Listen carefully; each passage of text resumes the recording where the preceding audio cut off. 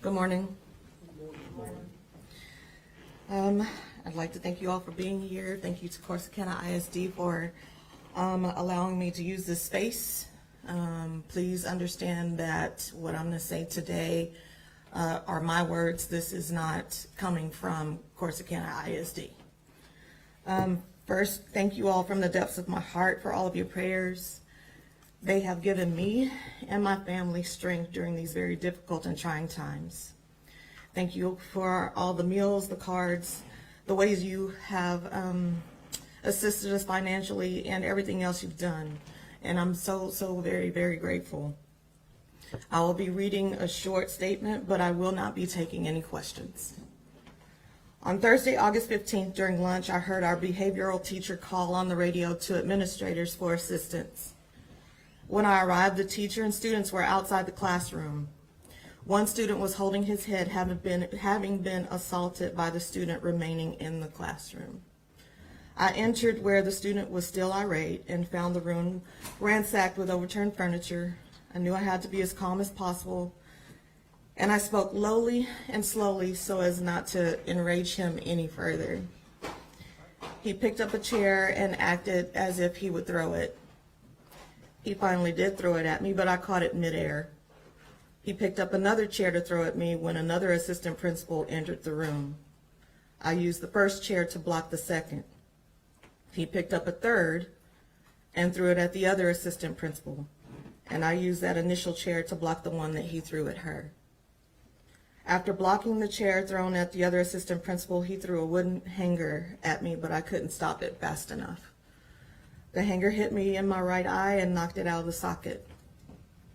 I grabbed my face while blood was pouring out of my head and stumbled out of the classroom door. The nurse and 911 were called. I asked for my cell phone to call my husband to come get me, not realizing the extent of the damage. When paramedics arrived, they determined I would need to be airlifted to Parkland Medical Center in Dallas. I underwent surgery as soon as possible, and doctors were able to reinsert my eye. However, they determined I had been blinded and currently believe that my damage is permanent. I will have to have an additional surgery to repair my eyelid because doctors are believing, I'm so sorry.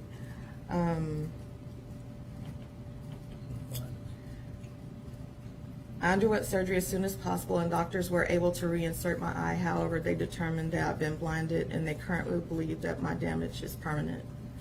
I will have to have an additional surgery to repair my eyelid, and because doctors are believing my blindness to be permanent, removing my eye may have to be an option. I'm still believing God for a miracle for restoration of my sight. My teaching career began here in Corsicana.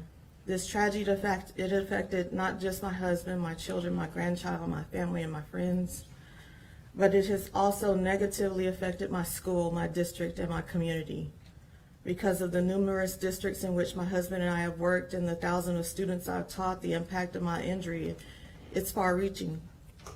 Chapter 37 of our Texas Education Code, which was originally created in 1995 to help protect our marginalized students with regard to how students are disciplined, may need to be reevaluated so that no paraprofessional, no teacher, or principal, simply put, no educator should ever be put in this situation. I fully understand education laws and the need for students to be educated with their peers. Chapter 37 may need to incorporate changes to address the mental, social, and emotional well-being of these students.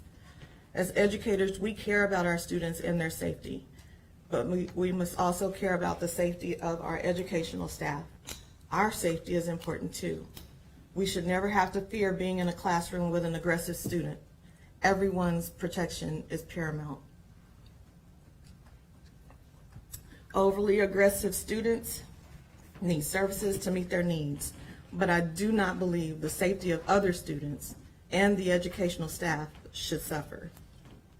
Lastly, Governor Greg Abbott holds some accountability in the safety of our students and our staff.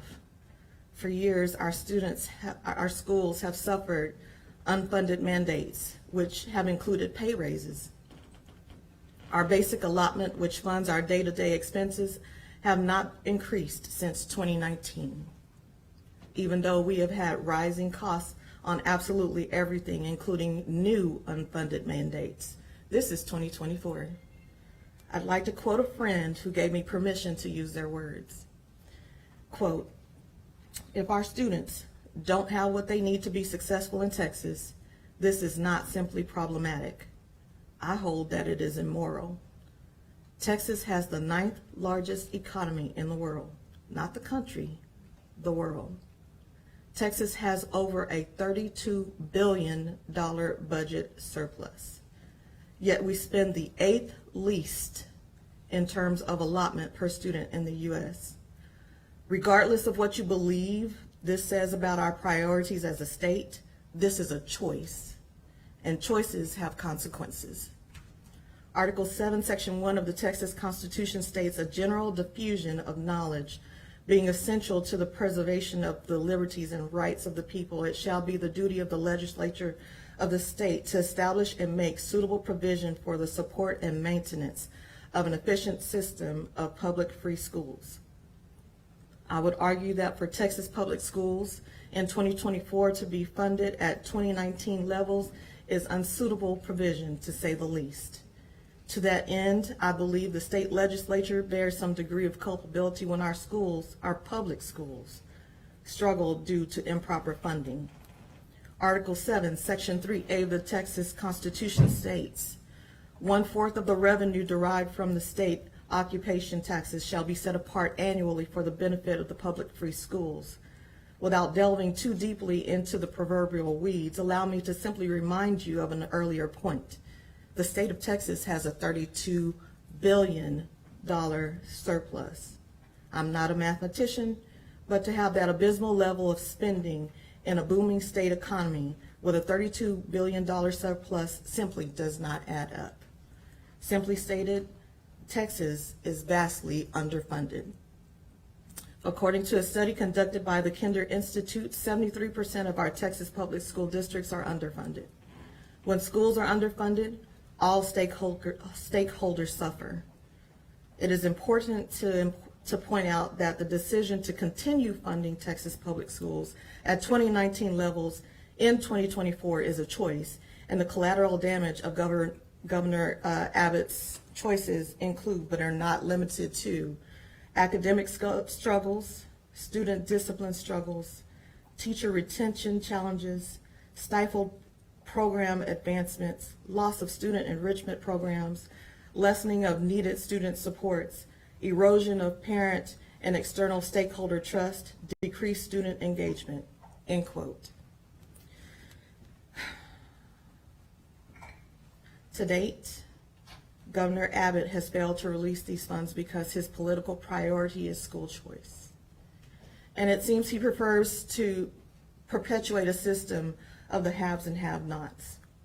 People fail to realize that public schools are required to accept any student, regardless of abilities. Private schools are not and do not. Public schools are required to have certified teachers. Private schools are not. Public schools are required to undergo state mandated testing. Private schools are not. These are just a few of the inequities. By further decreasing funds from public schools, which are already grossly underfunded, as though those of us in education already know, to give to those who can already afford to send their children to private schools is simply wrong. It's wrong to have so many mandates that make educating our public school children more difficult. It's wrong to take money from grossly underfunded schools. I've been in education for 30 years, and I am a proud product of public schools. I believe in public school education, but what happened to me should never happen to another educator. Mr. Abbott, release the funds because you are also culpable for what happened to me. Thank you for your time.